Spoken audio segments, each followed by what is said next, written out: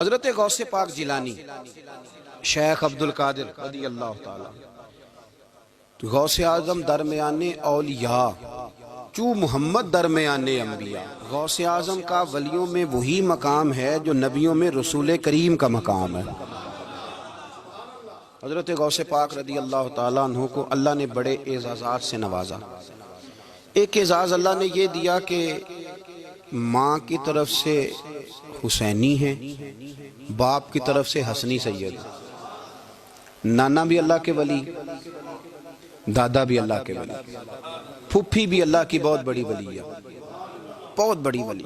والد گرامی، آپ نے وہ سیب والا واقعہ تو بڑا ہی سنا ہوا ہے، اس طرف تو میں نہیں جاتا. ماں بھی اللہ کی بہت بڑی ولی ہے. یہ اللہ نا اسباب بناتا ہے، خود ماحول بناتا ہے. آپ کے جو والد گرامی تھے ان کا نام تھا ابو صالح سید موسیٰ جنگی دوست رحمت اللہ علیہ. بادشاہ کے کچھ سپاہی تھے جو مٹکے اٹھا کے جا رہے تھے، اور مٹکے تھے شراب کے بھرے ہوئے، مٹکے اٹھا کے جا رہے تھے. حضرت سید محمد موسیٰ جنگی دوست رحمت اللہ علیہ بھی قریب سے گزرے. یہ کیا ہے بھائی؟ بدبو سے سمجھ تو گئے. تصدیق کے لیے پوچھا کیا ہے؟ انہوں نے کہا جناب یہ بادشاہ کا سامان لے کے جا رہے ہیں. آپ تو جھنڈے والی گاڑی کو ویسے نہیں نہ پوچھ سکتے، سوال ہی نہیں پیدا ہوتا. آپ چونکہ جمہوری لوگ ہیں، آپ نے تو بس دفتر بنانا ہے. جب الیکشن ہوگا نا اپنے دروازے کے سامنے سارے محلے سے لڑائی لینی ہے کہ ووٹ میرے آکے دیں. پھر ٹھیک 1.5 مہینے کے بعد سجدہ صاف بھی کر جاتے ہیں، بندہ غلط سی میں نے پتہ ہی نہیں لگا. تو یہ پہلے سوچنا تھا تھوڑا سا. ایسے ہی بلا وجہ الیکشن تو روز کبھی کبھی آئے گا، تو ہم نے ایک جگہ تو روز رہنا، ایک دوسروں سے جھگڑے کرنا اور معاذ اللہ تعالیٰ غیبتیں کرنا، عزتیں اچھالنا، یہ مسلمان کا شیوا نہیں ہے. حضرت غوث پاک کے والد نے پوچھا کیا لے کے جا رہے ہو؟ بادشاہ کا سامان ہے جی. ہاتھ میں ڈنڈا تھا، 3 مٹکے تھے شراب کے بھرے ہوئے. زور سے ایک ایک ڈنڈا مٹکوں پہ مارا تو مٹکے ان کے سروں پہ ٹوٹ گئے. بادشاہ سلامت، ہم سارے تقریباً بادشاہ سلامت ہوتے ہیں. یہ کسی کی جرت ہے مطلب میرے گھر کے معاملے میں مداخلت کرے ہو، پھر بادشاہ ہو. لوگوں نے جا کے بڑی غیبتیں کی، بڑی بڑی کہانیاں سنائیں. اس نے تو توڑ دیا جی مٹکے آپ کے، نے کوئی حال نہیں چھوڑا. تو بادشاہ کہنے لگا بلاؤ سید موسیٰ پاک جنگی دوست رحمت اللہ علیہ کو بلا لیا. تو کہنے لگے بادشاہ تمہیں پتا تھا مٹکے کس کے ہیں؟ آپ فرمانے لگے پتا تھا مجھے. کہا کیوں توڑے؟ فرمایا اس لیے توڑے کہ مجھے تیرے اوپر رحم آ گیا تھا، تو اگر شراب پیے گا تو دوزخ میں جلے گا. مجھے رحم آیا تھا، میں نے توڑ ڈالے. تو کہنے لگا آپ کون ہیں؟ تو آپ فرمانے لگے میں محتسب ہوں، میری حساب کتاب لینے کی ڈیوٹی ہے. محتسب ہوں، غلط آدمی کا حساب کروں گا. تو بادشاہ کہنے لگا کس نے ڈیوٹی لگائی آپ کی؟ فرمانے لگے میری ڈیوٹی میرے رب کریم نے لگائی ہے، میری ڈیوٹی اللہ نے لگائی. تأمرون بالمعروف وتنہون عن المنکر، مسلمان کے ذمے ہے اچھائی کا حکم دے گا، برائی سے روکے. یہ ذمہ داری ہے میری، اللہ نے ڈیوٹی لگائی ہے. بادشاہ پہ اتنا روب طاری ہوا کہ کہنے لگا حضور آپ کی بڑی مہربانی، آپ نے یہ کام کیا. کہنے لگا جناب اگر آپ اجازت دیں تو میں بھی آپ کو محتسب نہ بنا دوں، آپ میرے وزیر بن جائیں. کوئی بندہ اس طرح کا کام کرے تو اسے روکیں. تو آپ فرمانے لگے نہیں، تو اپنی نوکری سنبھال کے رکھ، جسے اللہ ڈیوٹی پہ لگائے اسے پھر بندوں کی ڈیوٹیاں نہیں کرنی چاہیے. یہ اعزاز اللہ نے انہیں دیا، یہ شان رب کریم نے عطا فرمائی. ان کے صاحبزادے تھے حضرت غوث پاک جیلانی رضی اللہ تعالی عنہ. اللہ تعالیٰ نے جب کسی شخص سے کام لینا ہوتا ہے تو اللہ اس کے لیے اسباب بھی خود ہی پیدا کر دیتا ہے. علامہ اقبال اپنے استاد کی بڑی قدر کرتے تھے، شمس العلماء کی. تو ایک دن حضرت شمس العلماء سے کہنے لگے استاد جی آپ کی مہربانی سے پڑھ گیا ہوں. تو فرمانے لگے پتر تیری کلاس میں تو 250 لڑکا تھا، میری مہربانی تو سب پہ تھی، پر سارے تو اقبال نہیں نہ بنے. فرمانے لگے تیرے اندر بھی کوئی خوبی تھی جس کی وجہ سے اللہ نے تجھے یہ اعزاز، کوئی چیز تیرے اندر بھی. اللہ تعالیٰ جب کسی بندے کو نوازتا ہے نا تو بندہ بھی محنت کرتا ہے، لیکن اس کی محنت سے زیادہ اللہ کے فضل کا دخل ہوتا ہے. تو بندے کئی دفعہ کہنے لگ جاتے ہیں بڑی مشقت کی، بڑی محنت کی، کچھ بھی نہیں ہوتا. زیادہ اللہ کے فضل کا انحصار ہوتا ہے، رب جیسے چاہتا ہے ویسے فیصلے دیتا ہے. آپ فرماتے ہیں کہ میں چھوٹا سا تھا، والد انتقال کر گئے، والدہ تھی میری اور ہم 2 بھائی تھے. فرماتے ہیں بچے کھیلنے کے لیے نکلے تو میں بھی ان کے پیچھے کھیلنے نکل گیا. ایک بیل بچوں کے قابو آ گیا. تو بچوں کے قابو کو چیز آ جائے تو پھر وہ اس کا جو حال ہوتا ہے وہ تو ہمیں پتہ ہی، ہم سارے بچے رہ چکے ہیں. تو کہتے ہیں وہ بیل قابو آ گیا، کوئی اس کے کان چھیڑتا، کوئی اس کی دم چھیڑتا، کوئی اس کے سینگ چھیڑتا، کوئی کسی جگہ سے اسے تنگ کرتا. مختلف بچے اس کو نا دم سے پکڑ کے ہلاتے، بیل بھاگتا. حضور غوث پاک فرماتے ہیں میں بھی آگے بڑھا، اور میں نے جب اس کی دم پکڑ کے ہلائی تو بیل نے میری طرف منہ کیا اور کہنے لگا عبد القادر تو نہ ایسے کر، بول کے کہنے لگا تو نہ ایسے کر، تجھے رب نے ان کاموں کے لیے پیدا نہیں فرمایا. آپ فرماتے مجھے اتنا خوف طاری ہوا، بیل کو بولتے دیکھا تھا پہلی دفعہ، بیل کو. اب میرے سنی کو بھی دلیلوں کی ضرورت ہوتی ہے نا، دلیل نہ دیں، کسی بزرگ کی بات سنائیں تو سنی بھی تھوڑا تھوڑا دائیں بائیں دیکھتا ہے. یہ شور ایسا ہوا ہے نا، پراپوگنڈا ایسا ہے. میں حدیث پاک سنا دیتا ہوں. رسول کریم صلی اللہ تعالیٰ علیہ وآلہ وسلم فرماتے ہیں ایک شخص نے بیل پہ سواری کر لی تھی. بیل سواری کے لیے نہیں پیدا کیا گیا، سواری کے لیے اونٹ ہیں، خچر ہیں، گھوڑے ہیں، گدھے ہیں. بیل کھیتی باڑی کے لیے. اس شخص نے جب بیل پہ سواری کی تو بیل پیچھے مڑ کے دیکھنے لگا اور کہنے لگا یار تو بڑا بیوقوف ہے. بول کے کہنے لگا مجھے اللہ نے سواری کے لیے نہیں پیدا کیا، میرے سے وہ کام لے جس لیے میں پیدا کیا گیا ہوں. تو بندہ ڈر گیا، کہنے لگا بڑی حیرانگی والی بات نہیں کہ بیل بولتا ہے. تو بیل پھر بول پڑا. کہنے لگا اس سے بھی زیادہ حیرانگی والی بات ہے. اس نے کہا وہ کیا؟ کہنے لگے مدینے میں نبی پاک آ گئے ہیں اور تو نے ابھی تک کلمہ ہی نہیں پڑھا. یہ اس سے بھی زیادہ حیرانگی والی بات ہے. جامع المعجزات میں حدیث موجود ہے، حضور آ گئے اور تو نے کلمہ ہی نہیں پڑھا. وہ شخص کہتا ہے میں سر پٹ دورا، جب آ کے سامنے کھڑا ہوا تو حضور مسکرائے، فرمایا آجا پڑھ لے کلمہ، مجھے پتا ہے تجھے کس نے بھیجا ہے. اللہ والوں کی باتیں مان لیا کریں. میں بڑی ذمہ داری سے کہتا ہوں رب کریم کے کوئی بندوں کی بات کتاب و سنت کے خلاف نہیں ہوتی، وہی تو کتاب و سنت آگے پہنچانے والے ہوتے. تو حضور غوث پاک فرماتے ہیں میں وہ ڈر کے گھر آیا. جب گھر پہنچا تو میرے کانوں میں آواز آ رہی تھی لبیک اللہم لبیک لبیک لا شریک لک لبیک. فرماتے میں چھت پہ چڑھا اور میں نے جیلان میں اپنی چھت پہ کھڑے ہو کے دیکھا. تم حج کے دن تھے، میری سیدھی نظر میدان عرفات پہ گئی. لوگ میدان عرفات میں بیٹھ کے لبیک لبیک پڑھ رہے تھے. پہلے میں وہاں سے ڈر کے آیا، پھر چھت سے ڈر کے نیچے اترا، ماں کو ساری بات بتائی. تو کہتی میری ماں کہنے لگی بیٹے جب تو پیدا ہونے والا تھا تو مجھے بڑی بشارتیں ملتی. فرماتے ہیں ماں نے نا کھولا بکسا صندوق تو 80 دینار نکالے. فرمایا پتر تم 2 بھائی ہو اور تمہارا باپ کل جاگیر 80 دینار چھوڑ گیا، 80 40 تمہارے 40 تمہارے بھائی کے. فرمایا بیٹا ایک بات کا خیال رکھنا، میں عورت ہوں، تمہارا باپ کوئی نہیں، بھائی چھوٹا ہے، میں پیچھے نہیں آ سکتا. یہ 40 دینار لے جا اور جا بغداد چلا جا، جا کے تعلیم حاصل کر. بیٹے میں پہنچ نہیں سکتی، خیال رکھنا. غوث پاک فرماتے ہیں 12 سال میں نے تعلیم حاصل کی یارو، میں نے پتے بھی کھائے اور خود آپ کا فرمان موجود ہے. فرماتے ہیں ایسی سختیاں بھی دیکھیں، ایسی سختیاں بھی دیکھیں کہ پتھروں اور پہاڑوں پہ گزرتی تو شاید پگھل جاتے، لیکن میں نے اپنے نبی کا دین پڑھا. اب تو پیر کے گھر میں جو پیدا ہوتا ہے وہ علم لدنی والا ہوتا ہے. میں تو صاحب دا پتر ہے، او خدا کے بندے صبر کر. اگر غوث پاک حسنی حسینی سید ہو کے باقاعدہ پھٹی پہ بیٹھ کے پڑھتے ہیں، تو کس پیر کا مرید ہو گیا جسے علم ہی کوئی نہیں، جو جاہل آدمی ہے؟ یہ ضروری ہے، علوم دینیاں ضروری ہیں، اس کے بغیر کام نہیں چلتا. اور غوث پاک رضی اللہ تعالیٰ عنہ کی آپ پوری زندگی پڑھ کے دیکھ لیں. غوث پاک تمام اولیاء کے امام ہیں، ساری زندگی. غوث اعظم سے کسی نے پوچھا آپ نے سب سے زیادہ دین کا کام کس طرح کیا؟ تو فرماتے ہیں تقریر کے ذریعے. اب تقریر کرنے والا مولوی ہوتا ہے اور تویز دینے والا سبحان اللہ. غوث پاک رضی اللہ تعالیٰ عنہ فرماتے ہیں میں نے دین کا سارا کام کس ذریعے سے کیا ہے؟ ہفتے میں 3 جلسے کرتے تھے اور 70 ہزار کا مجمع ہوتا تھا اور بغیر لاؤڈ سپیکر کے تقریریں ہوتی. اور فرماتے ہیں جیسی سمجھ پہلے بندے کو آتی تھی ویسی آخری والے کو آتی تھی. لوگوں نے کہا حضور یہ کرم کیسے ہوا؟ فرمانے لگے میں نے جب تعلیم حاصل کر لی تو بولنا آتا ہی نہیں تھا، تو میں بڑا پریشان ایک دن سو گیا تو خواب میں رسول کریم کا دیدار نصیب ہوا.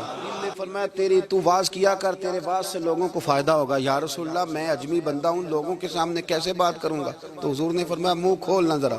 کہتے میں نے منہ کھولا تو محبوب نے 7 دفعہ لعاب دہن ڈالا میرے منہ میں.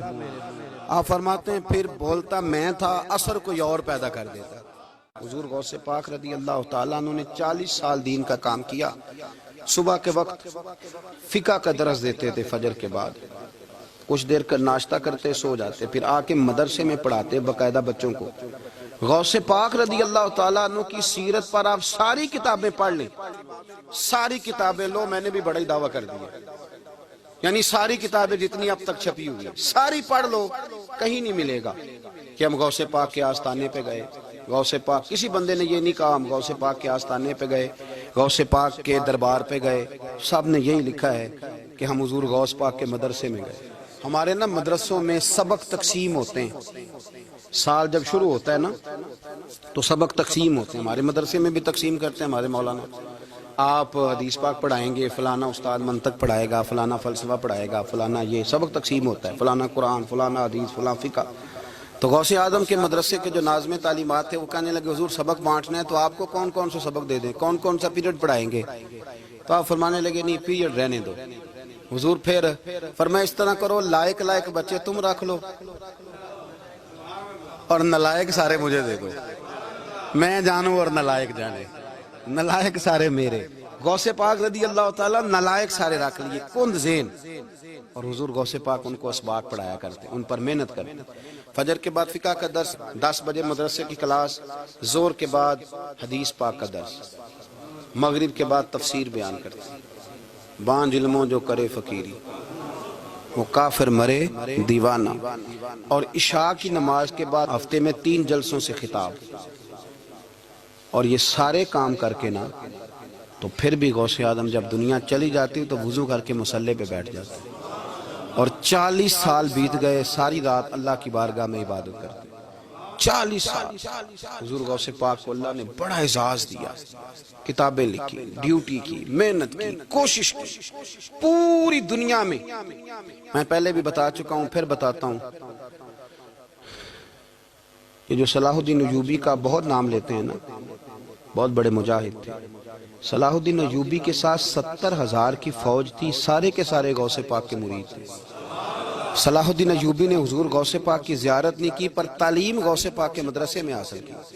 اس کو بڑا شوق ہو نا کتابیں دیکھنے کا، وہ میرے پاس آئے، میں دکھاؤں گا انشاءاللہ تعالی۔ صلاح الدین ایوبی حضور غوث پاک کے مدرسے کا طالب علم ہے۔ یہ آپ کے ملک میں 2-3 دن سے رٹا چل رہا ہے، وکیلوں کا، ڈاکٹروں کا، کل سے یونیورسٹی کا بھی چل گیا ہے۔ یہ لڑائی کسی مولوی 2 گروپوں میں ہوئی ہوتی نا،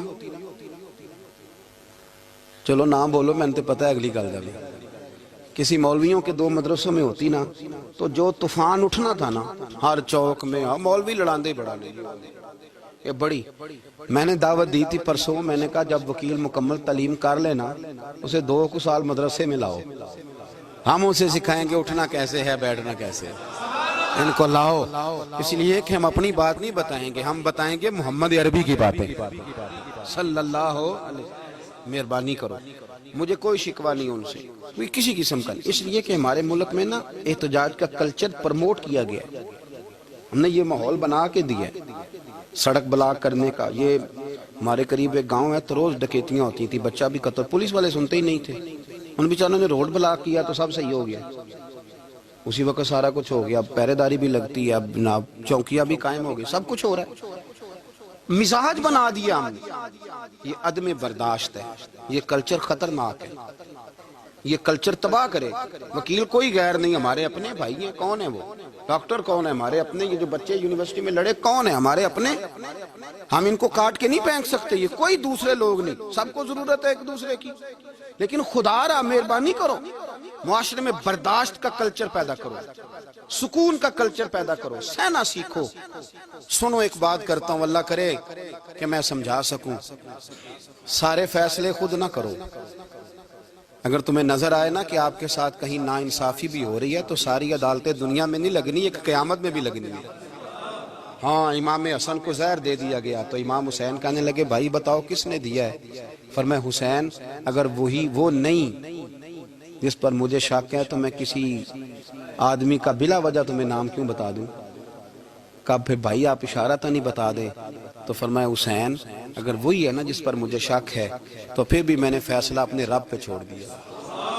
فرمایا میرے رب سے زیادہ بہتر فیصلے کرنے والا کوئی موجود کچھ فیصلے اللہ پہ چھوڑ دیں.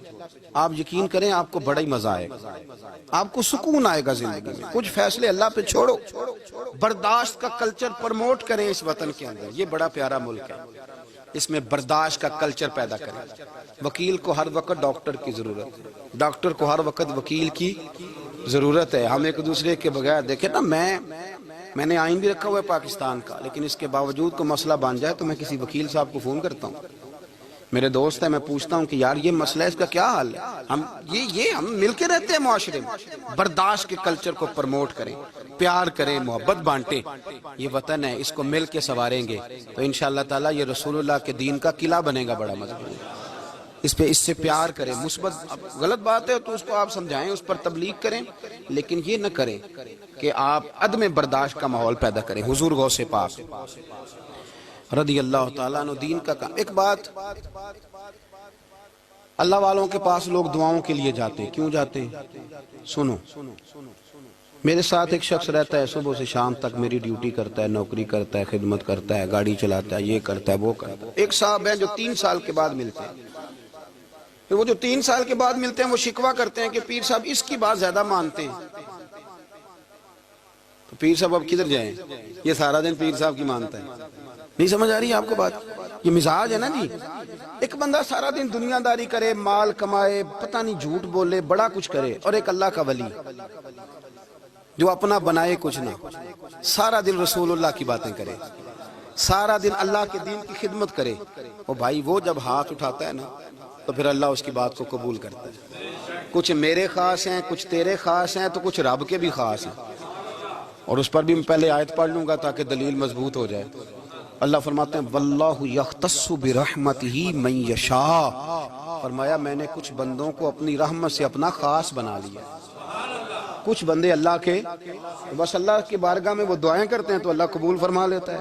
پتر اللہ ہی دیتا ہے, لیکن اللہ کا ولی دعا تو کر سکتا ہے نا. اللہ کا ولی, میری بات کی سمجھ آ رہی ہے؟ بیٹا کون دیتا ہے؟ اللہ. حضرت محدث اعظم رحمۃ اللہ علیہ کے پاس ایک شخص نے آ کے کہا جی ولی اللہ بیٹا دے سکتا ہے؟ آپ فرمانے لگے ولی اللہ اللہ سے ملا سکتا ہے؟ جی وہ تو ہے ہی ولی اللہ, تو اس نے ملا دینا ہے. تو فرمایا جو اللہ سے ملا دے بیٹا تو چھوٹی سی بات ہے. تو دیکھ نہ کہ جو اللہ تک تجھے لے گیا تو پھر پتر پیچھے رہ گیا. لیکن بیٹا دیتا کون ہے؟ بول کے بتائیں, بول کے. اللہ دیتا ہے. دعا کون کرتا ہے؟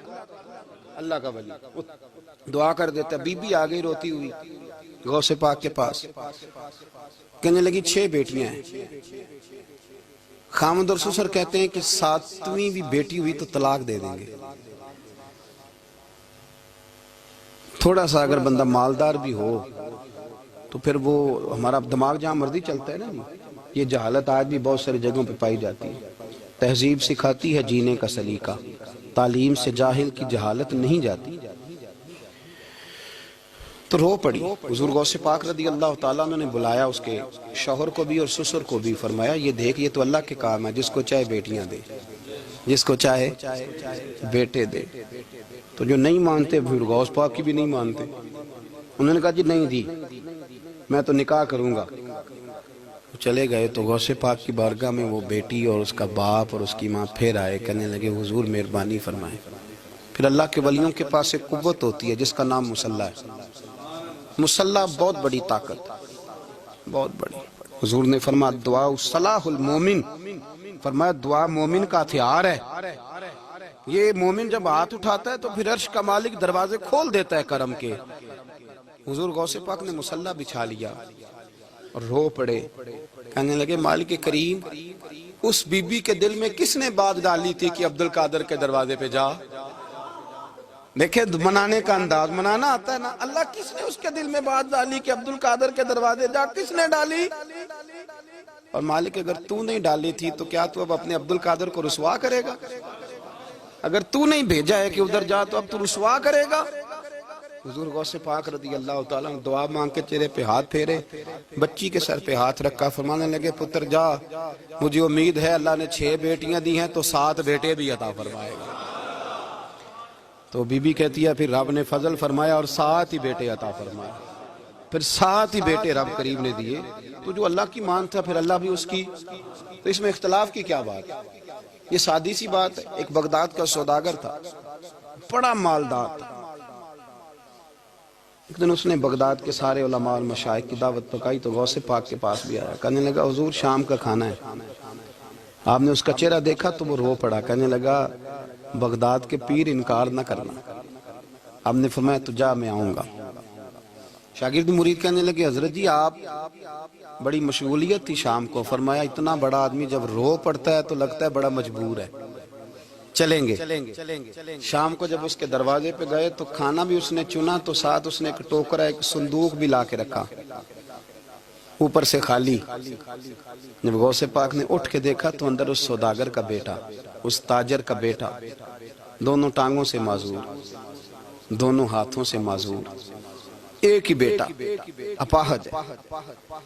وہ تاجر رو پڑا. کہنے لگا حضور بڑی دنیا جانتی ہے بڑا مال ہے, پر جب تنہا بیٹھتا ہوں تو کھول کے روتا ہوں. وہ بے نیاز ہے نا, ساری زندگی کے بعد ایک بیٹا دیا تو وہ بھی اپاہج ہے. حضور بال سفید ہو گئے. لوگوں کی اولاد بڑھاپے کا سہارا بنتی ہے. میں بوڑھے وقت میں اس کو اٹھا کے پیشاب پخانے کے لیے لے کے جاتا ہوں. بغداد کے عبد القادر سنا ہے جب تو دعا مانگتا ہے تو رب قبول فرما لیتا ہے. تو مہربانی فرما اگر میرا پتر ٹھیک ہو جائے, میرا زور کوئی نہیں, مالک بے نیاز ہی بڑا ہے, اگر مہربانی ہو جائے. تو غوث پاک نے پھر مصلی بچھایا. مصلی بچھا کے کہنے لگے مالک تو اپنے بندوں کے دل میری طرف کیوں موڑتا ہے, اور اگر موڑتا ہے تو پھر رحمت کی نظر فرما, بندہ نوازی فرما. ایک باپ اتنے رو رو کے آنسو بہا رہا ہے تو کرم نوازی فرما. حضور غوث پاک نے ابھی چہرے پر ہاتھ نہیں پھیرے کہ بچہ اللہ اکبر کہتا ہوا صندوق سے باہر نکل آیا.